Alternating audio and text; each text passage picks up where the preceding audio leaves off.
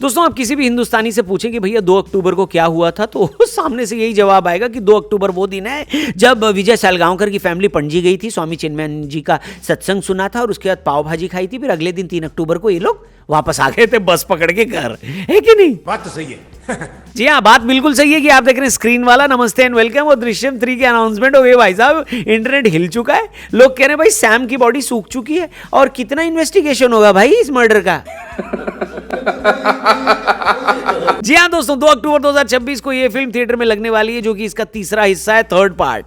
अब दोस्तों एक होती है फॉर्मूला फिल्में, एक होती है फॉर्मूला बना दी जाने वाली फिल्में। अजय देवगन के लिए हर बढ़िया स्क्रिप्ट वाली फिल्म रीमेक का एक फॉर्मूला हो चुकी है। अब ऐसा नहीं है कि इसने उनको रिटर्न नहीं दिया, दृश्यम ही एक ऐसा प्राइम एग्जाम्पल है। इसके साथ ही शैतान भी वो फ्रेंचाइज है जिसने रीमेक होने के बावजूद अजय देवगन को रिटर्न दिया है। अब इसी फॉर्मूले पर उनकी दृश्यम फ्रेंचाइज की तीसरी फिल्म की अनाउंसमेंट हो गई है। अनाउंसमेंट वीडियो में उनका एक मोनोलॉग है जहां अजय देवगन कहते हैं जुबान के सॉरी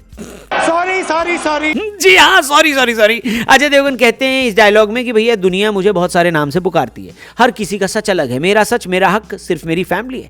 जब तक सब थक कर हार नहीं मान जाते मैं यहीं खड़ा रहूंगा, चौकीदार बनकर दीवार बनकर, क्योंकि कहानी अभी खत्म नहीं हुई है, आखिरी हिस्सा अभी बाकी है। तो दोस्तों मोनोलॉग से तो यही पता चलता है कि विजय भाई ने अभी भी अपनी लठ छोड़ी नहीं है। उनको यह पता है कि उनका किया गया कांड पलट कर कभी भी उनका पीछा कर सकता है और पीछे है भी।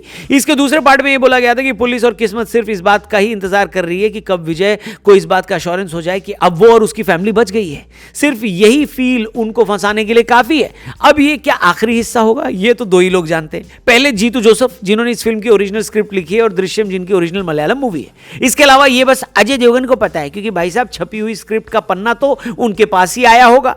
अब एक्सपर्ट्स का कहना है कि इस फिल्म के अंदर वो फाइनल बैटल होगी जहां एक आम इंसान से अपनी फैमिली के लिए एक शातिर क्रिमिनल बन चुके विजय सालगांवकर को एक आखिरी लड़ाई लड़नी है। और यह लड़ाई उस सच को छिपाए रखने के लिए लड़नी है जिसे 7 सालों से इस आदमी ने बचाए रखा है, ताकि इन भाई साहब की फैमिली को जेल ना जाना पड़े। दोस्तों इस कहानी से एक आम आदमी इसलिए ज्यादा रिलेट कर पाता है क्योंकि एक तो एक मिडिल क्लास फैमिली की कहानी है जो इंडिया के मैक्सिमम लोग हैं। ऊपर से अपनी फैमिली को बचाए रखने के लिए एक आदमी कैसे पूरे सिस्टम से लड़कर जीत जाता है, यह कहानी सबको अपील करती है। लेकिन जहां पहले पार्ट में लाश गायब हुई थी, दूसरे में सबूत गायब हुए थे, तीसरे में गायब करने के लिए कौन सी चीज बची है? क्या लगता है आपको? कमेंट करके बताओ। खैर दोस्तों इस अनाउंसमेंट वीडियो में ज्यादा कुछ बताने के लिए था नहीं, क्योंकि इनके पास होता तो रीमेक क्यों बनाते हैं कि नहीं, ओरिजिनल ना लिख लेते भाई साहब। लेकिन एक बात पक्की है, इस फ्रेंचाइज की एक लॉयल ऑडियंस है, वो इसे देखने थिएटर जरूर जाएगी, एडवांस बुकिंग करा के जाएगी। बस कोई इसके मलयालम वर्जन के अनऑफिशियल डब्ड हिंदी प्रिंट को हिंदी वर्जन के रिलीज से पहले मार्केट में न उतार दे बस।